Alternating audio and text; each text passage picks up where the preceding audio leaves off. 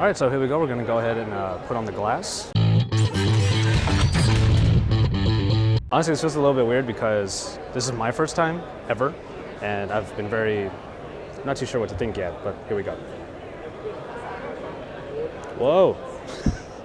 That's the best reaction you can have the moment you put it on. So these glasses that our friend Peter let us use are obviously set up to turn themselves off when it understands that it's not on somebody's head, which means it's not horizontal like this. Once you put it on, it displays the time. It did just time out. So what I'm gonna do is look up, look back down. It is very non-obtrusive. It's not too heavy. It doesn't weigh your head down at all. And of course, to activate it, you look up, then back down, and you see the time right in your periphery. If I look forward, I can see everybody, everything is still clear, but in my periphery, I just have this little piece that shows the information. I'll look up again. It's got 1228, OK glass. OK glass, Google, Android Authority. Take a picture. And what it does is it takes a picture of everything I see that I'm looking at. Like we kept saying, the Moscone Wi-Fi is a little weird down here. So right now it is looking through Google. You don't have to close your left eye in order to get there. Actually, it works just fine if you just kind of look this way. So yeah, there it is, Android Authority. It does have the bone conducting speaker, so it is reading to me what's going on. Now if I tap it here, what you can do is on the side here is a little, they don't want to call it a touch screen because it's not a screen, but it is a touch pad. So you can kind of go vertically and get more Android Authority stuff, showing me a Google Plus post that we did, showing me Chris Smith's post. So a lot of cool stuff about Android Authority. Now if you swipe down like this, it does go back to the OK glass. So obviously you have to get used to it because the head motion makes you need to reactivate it, and the timeout time is actually pretty short. So let's do that again. OK glass. Get directions to Palomino, San Francisco. There you go, Palomino restaurant on Spear Street. That's where I'm going tonight. All right, so going back down, and we're just coming back to the front, and I'm just gonna go through. It shows me the picture that we just took, Android Authority, the search we just did, and a couple of the posts that Peter made. It's an interesting technology. I see that it has a lot of benefit day to day. The problem with that right now is that Google needs to develop their services a little bit more. If I were really, really busy, used Google Now a lot for reminders and things like that, this would have a lot of benefit. It also has a lot of benefit when you're in, I would say, a metropolis, kind of like San Francisco.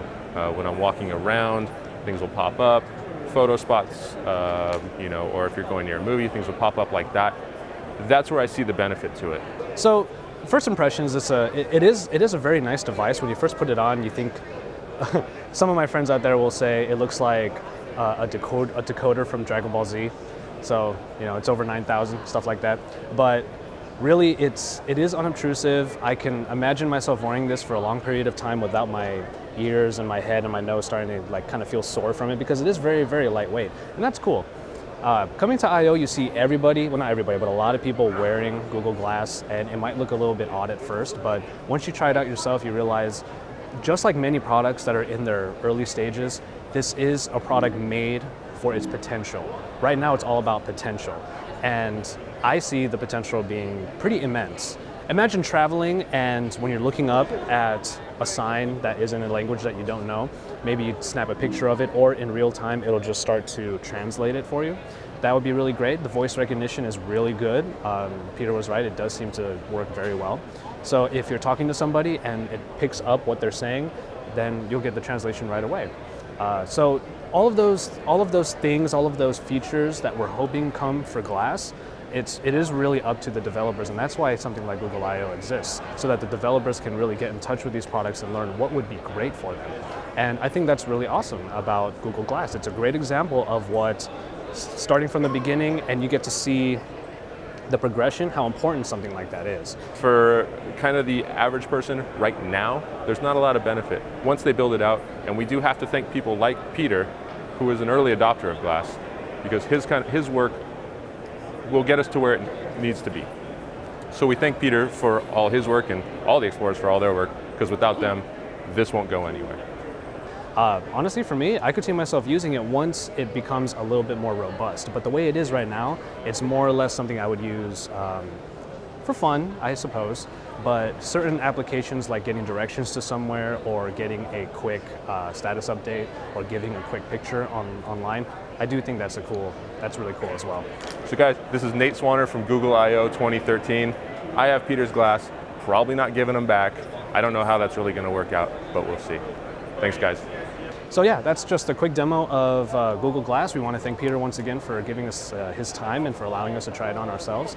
As always, it's Android Authority, your source for all things Android, and we'll see you from Google I/O the second day of the conference.